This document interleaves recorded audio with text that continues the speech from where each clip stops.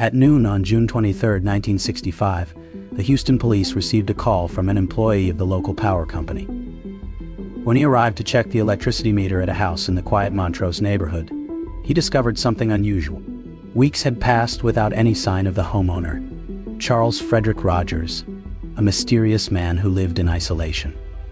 The power switch had been cut off by the local electric company due to unpaid bills, yet the lights inside the house were still on. This could only happen if someone had illegally reconnected the power supply.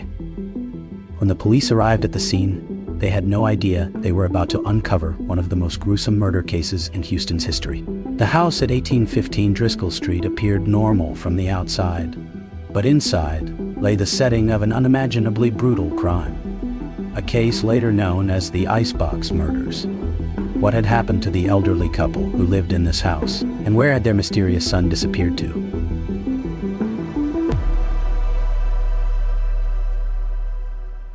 Fred Rogers, 81, and his wife, Edwina Rogers, 79, lived in a small house in Houston's Montrose neighborhood. They were a reclusive elderly couple.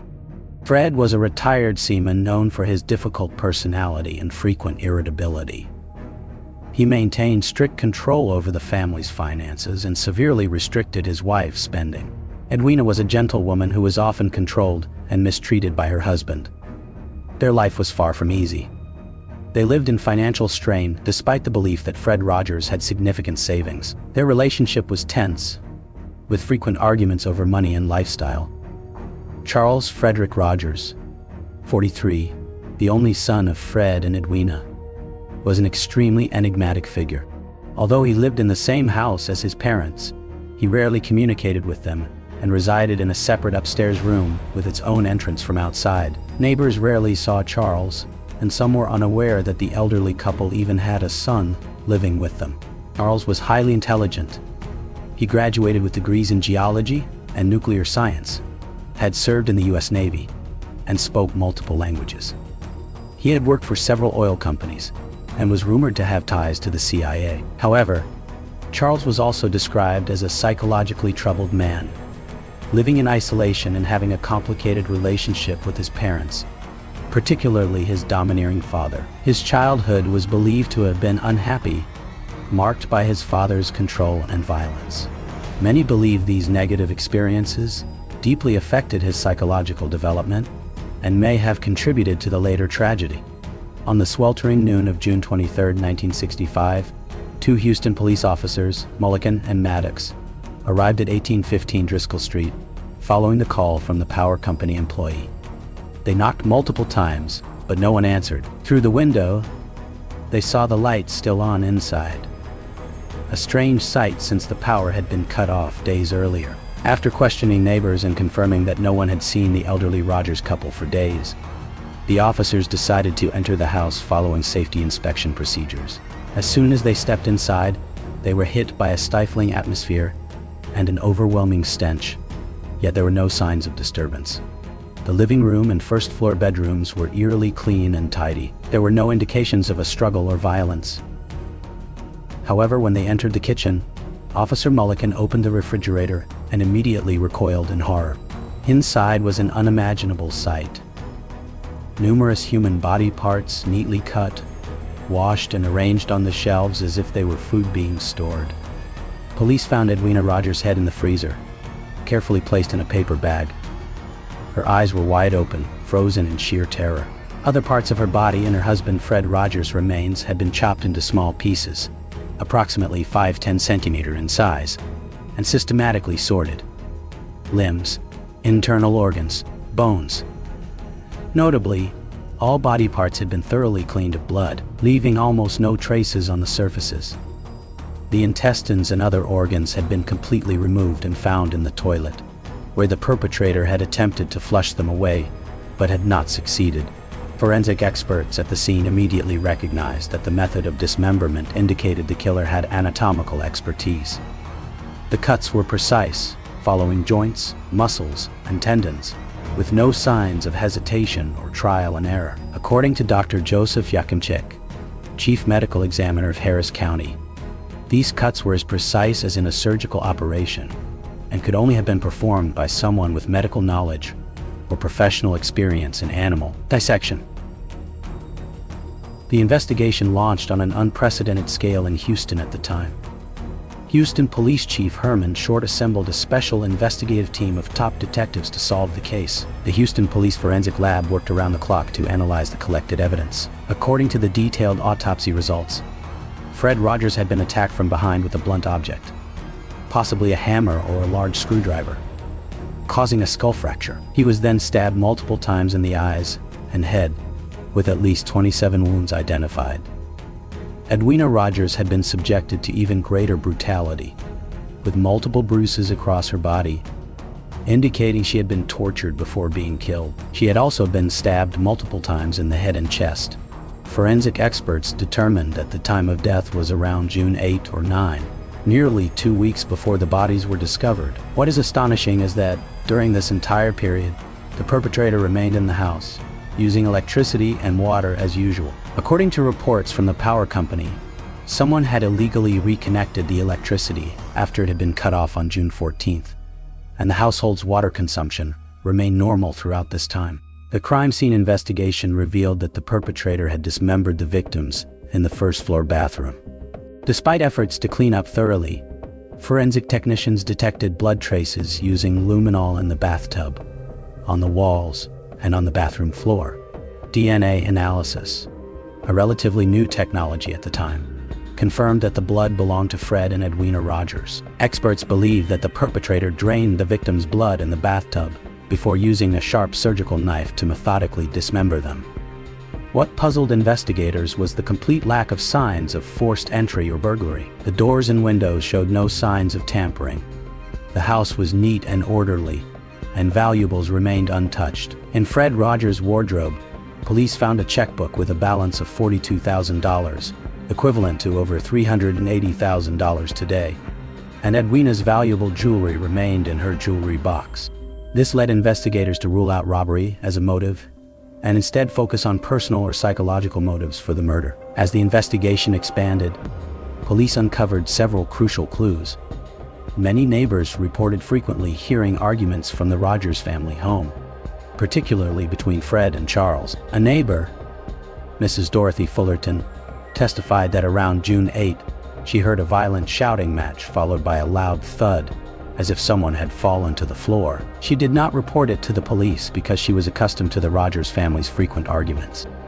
Inside Charles Rogers' room, police found numerous technical documents on geology, chemistry, and nuclear physics. Most notably, they discovered a notebook filled with cryptic notes and strange symbols that FBI cryptography experts were unable to fully decipher. Additionally, there were several unfinished letters containing incoherent messages, suggesting signs of disorganized thinking.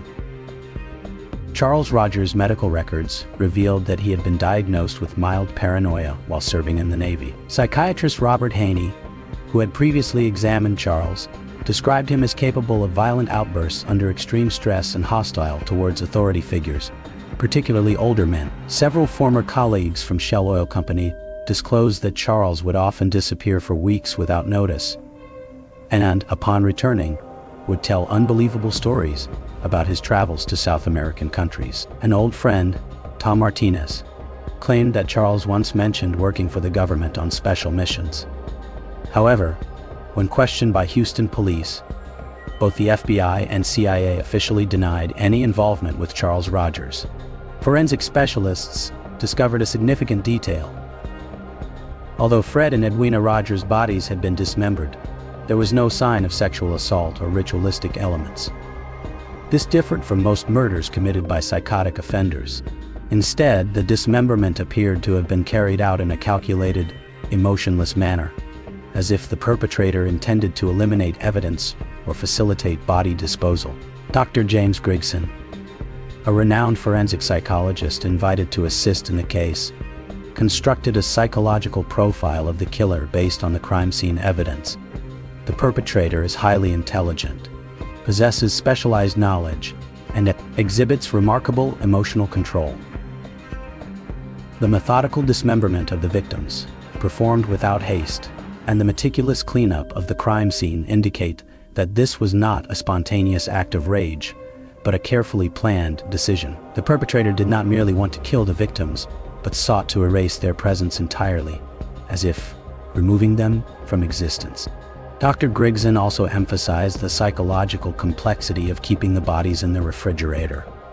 The perpetrator wanted to keep the victims close, but at the same time, wanted them to disappear. This reflects a deeply conflicted emotional relationship, intense hatred intertwined with an undeniable attachment. Charles Frederick Rogers quickly became the prime suspect. Police did not find him at the scene, and his upstairs bedroom showed signs of a hurried departure. Clothes were missing, personal documents were scattered, and a window was left open, leading to an external fire escape. On Charles' desk, police discovered a one-way plane ticket to Mexico City, purchased for June 12, 3 days after the estimated time of the murders.